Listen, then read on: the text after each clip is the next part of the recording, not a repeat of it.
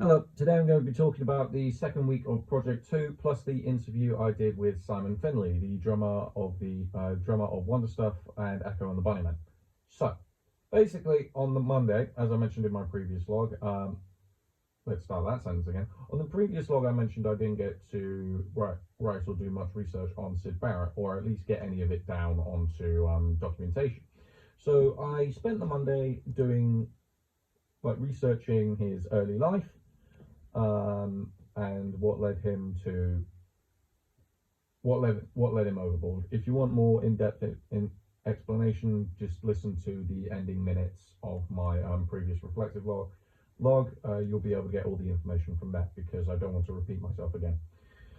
Anyway, so on the Tuesday, I'll talk to that in a minute. Yeah, so on the Monday, I basically spent the day researching the childhoods of the people I decided to go for. Now, interestingly, the only interesting one I found was Kurt Cobain, because at the time I was trying to research how a poor childhood can make someone lead to drugs. However, I didn't quite get the answers I was looking for, simply because a lot of the stuff I was trying to search up on the college computers were banned, because I can't research drugs. My topic is drugs, because the college flags everything as saying website contains drug abuse, which I know because I'm trying to research drug abuse, which I think, pardon my French, fucking stupid. But anyway, so Kurt Cobain was diagnosed with clinical depression at the age of 10, which is way earlier than what I thought. Granted, in my head he was only alive for 17 extra years, but hey. So at the age of 10 he was diagnosed with clinical depression, and at 14 he ran away from home, which coincidentally, that running away from home inspired something in the way, because he spent his entire time sleeping in tents under bridges. Now if you listen to the song, it relates to that. So yeah, so what I was trying to find out was, A, if Kurt Cobain had a poor childhood, which he didn't, from my research. He had two loving parents, he had a good family. He just got dealt poor mental cards. So I researched, does having poor parents make people turn to drugs? Now, I didn't quite find the answer I was looking for, because I found out that if a child sees an adult doing something, and is told by the adult, this can only be done by adults, what they'll do is they'll subconsciously internalize that and make them, how do I put it? They'll subconsciously bury it, and when, like every teenager does, has a rebellious phase against their parents, they will start trying to do the things that their parents have become. So in most cases, it's drinking, or I'll be blunt, I smoke. I've been smoking since I was 15. Yeah, my parents told me I couldn't, smoking was an adult thing. So then I went through a rebellious phase when I was 15, 16, like most teenagers do.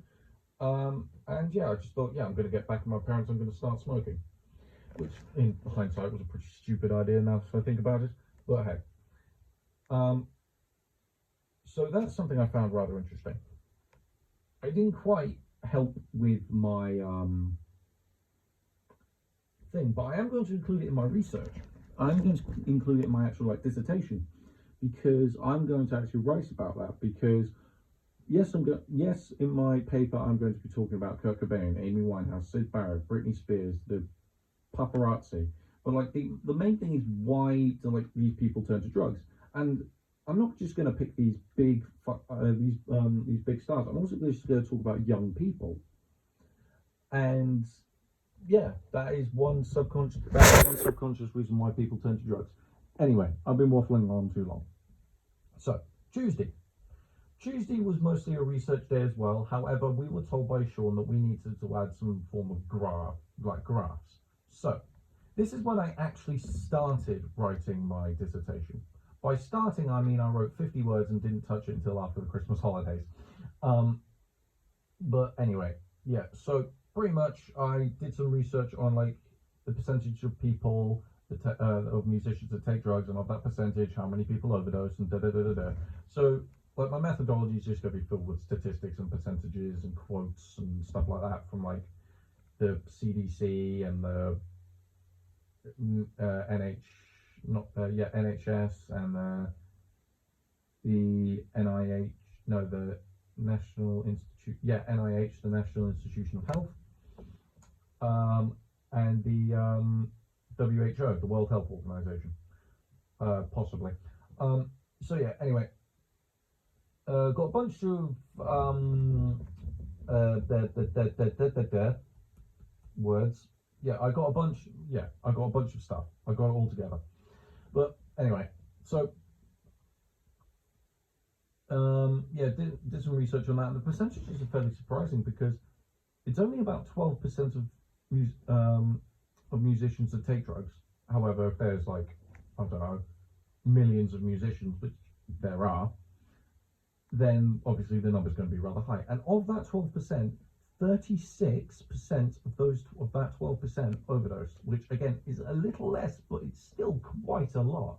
So if you do the maths roughly, so you call it about a third of 12, which is, yeah, so 4% of musicians overdose, which for every 100, there's, yeah, so for every 100 musicians, there are,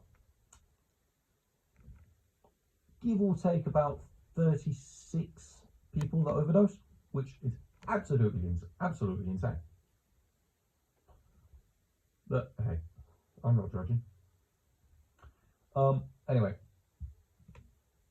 this was also the day in which I got the date and time for when I was going to be interviewing Simon, which was the Monday after we break up from college.